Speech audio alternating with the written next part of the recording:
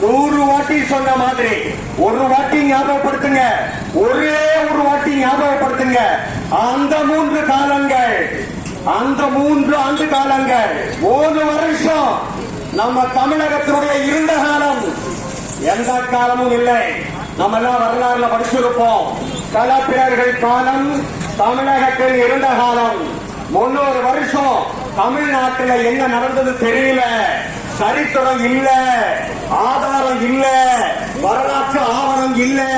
அதனால களப்பிரர் காலம் இருண்ட காலம்னு சொல்லி வரலாற்றுல நம்ம எல்லாரும் படிச்சிருக்கோம்.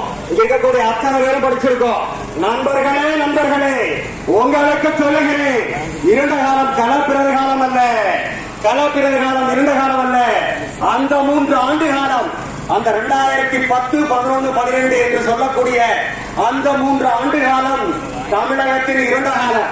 எல்லா தொழில்களும் நாசமா போய் எல்லாரும் வீட்டுக்குள்ள தூங்க முடியாம நைட்டு எத்தனை மணிக்கு கரண்ட் போடுங்க, எத்தனை மணிக்கு கரண்ட் வருது தெரியாது. அப்படி கஷ்டப்பட்டு அத்தனை கொசுக்கடியில அத்தனை சீக்கடியில கஷ்டப்பட்ட அந்த காலத்தை தயவு செய்து ஒரு நிமிஷம் மனசுக்குள்ள கொண்டு வாங்க. யாருக்கு ஒட்டு போடணும்னு நீங்க முடிவு பண்றீங்க. வேற ஒன்னையுமே சொல்ல வேண்டாம், வேற ஒரு விஷயம் வேண்டாம். அந்த 3 வருட காலம், அந்த 3 வருட காலம் இருண்ட காலம்.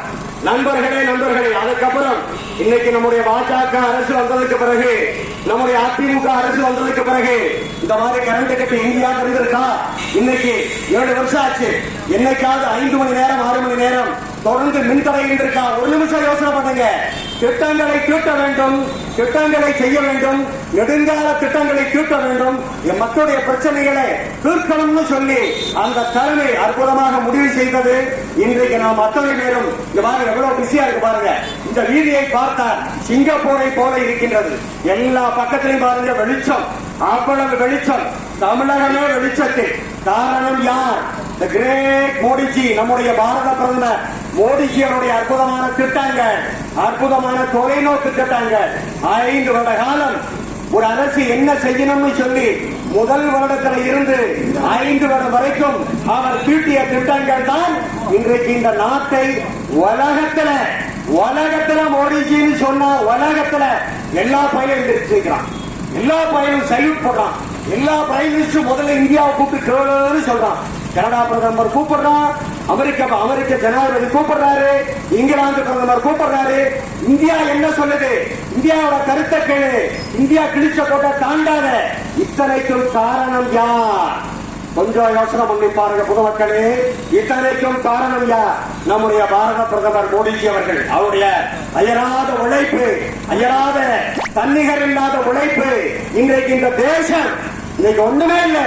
இந்த கரோனா பிரச்சனையில் இந்த உலகம் அத்தனையும் சுணங்கி போய், அத்தனையும் முடங்கி போய், அத்தனை பேரும் உழைக்கிறதுக்கு வழி தெரியாம அத்தனை நாடும் தடுமாறி கொண்டிருக்கின்ற பொழுதிலே இந்தியா இன்னைக்கு எப்படி இருக்கு?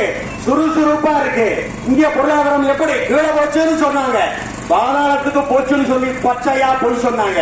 1 வருஷ காலம் உலகமே முடங்கி இருக்கப்போ பாதாளத்துக்கு போகாம பக்கத்து வீட்டில் இருக்கும். என்னையா பைத்தியகாரத்தனமா பேசுறாங்க? அப்படி இருந்த பொருளாதாரத்தை பாருங்க. இந்த கரோனா பிரச்சனை சரி பண்ணி 3 மாசத்துக்குள்ள என்ன வேகத்துல ஓடுது இந்த தேசம். இந்த தேசத்துல எல்லாரும் எவ்வளவு வேகமா பணி செய்யறாங்க. நண்பர்களே, இந்த கரோனா காலத்துல 80 கோடி மக்களுக்கு, ஒரு ஆள் இல்ல 2 ஆள் இல்லைங்க, 80 கோடி மக்களுக்கு, 80 கோடி மக்களுக்கு உணவு கொடுத்து, யாரு வீட்டுல வேலை இல்ல, யாரு வேலைக்கு போகல, ஆனால் ஒரு தலைமை 80 கோடி மக்களுக்கு உணவளித்தது, தன்னுடைய மக்களை வாழ வைத்தது. நாம் எல்லோரும் இன்றைக்கு உயிரோடு இருக்கிறோம், இன்றைக்கு அத்தனை பேரும் நலமாக இருக்கிறோம் என்று சொன்னால் நம்முடைய அற்புதமான தலைமை காரணம். ஆக அந்த தலைமை வழிகாட்டுதன்படியே இன்றைக்கு இந்தியா உலகம் முழுசும் கொடிகட்டி பறக்கின்றது. ஆயிரக்கணக்கான சாதனைகள். ராணுவத்தை எடுத்துக்குங்க சாதனை, கல்வி எடுத்துக்குங்க சாதனை, நாடு முழுசும் திட்டங்கள், நாடு முழுசும் ஒண்ணுமில்ல. வர்ற வழியில எத்தனை ரோடு நீங்க பாக்குறீங்க, கண்ணார பாக்குறீங்க. எல்லா பக்கத்திலையும் ரோடு, அத்தனை பக்கத்திலையும் தார்ச்சாலைகள், அத்தனை பக்கத்திலையும் பாத்தீங்கன்னா தண்ணீர் திட்டங்கள். யாரு கொண்டு வந்தது? எந்த அரசு செய்தது? அத்தனையும் உள்கட்டமைப்பு வேலைகள்ல நம்முடைய மோடிஜி அவர்கள் காட்டக்கூடிய அதீதமான அந்த ஆர்வம், அதீதமான நோக்கம் ஒரு தரம் தரல. 70 ஆண்டு காலம் இந்த தேசத்தை ஆட்சி செய்த இந்த அரசுகள் எல்லாம் செய்த சாதனைகளை எல்லாம் வெறும் 5 ஆண்டு காலத்திலே முறியடித்து இன்றைக்கு உலக அரங்கிலே இந்தியாவை நம்பர் 1 அப்படிங்கிற ஸ்டேட்டை கொண்டு வந்திருக்காருன்னா அதற்காக நாம் அத்துணை பேரும் தலைவணங்க வேண்டும். அந்த தலைமகனுக்கு அந்த மோடிஜி நாம் ஒவ்வொருவரும் இந்தியான்னு சொன்னா ஒரு காலத்துல பாம்பாட்டி நாடு, பிச்சைக்கார நாடு, ஏழைகள் வாழ்கின்ற நாடு, அங்க பார்க்கறதுக்கு ஒண்ணுமே இல்ல இப்படி எல்லாம் சொல்லிட்டு இருந்தா பாருங்காரன். இன்னைக்கு என்ன ஆச்சு? முதல்ல இந்தியாவை போய் பாரு, இந்தியாவில எப்படி செய்யறாங்க கேளு, இந்தியாவுடைய கருத்தை தெரிஞ்சுக்கோ.